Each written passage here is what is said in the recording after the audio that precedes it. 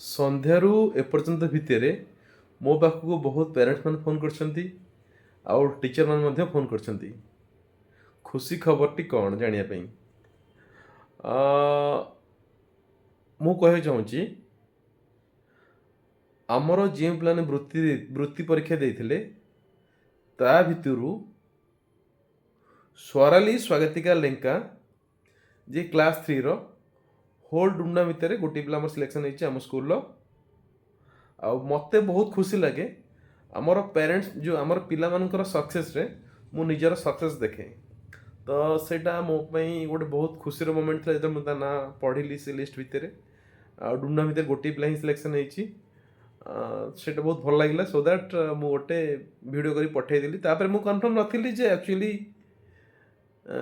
ଲେଟର୍ଟା ଠିକ୍ ସେ ଅଛି ନା ନାହିଁ। ତାପରେ ମୁଁ ନିଜେ ଭିଓ ଅଫିସ୍ ଗଲି, ସେଠି ଏବିଙ୍କ ସହିତ କଥାବାର୍ତ୍ତା ହେଇକି ଆସିଲି।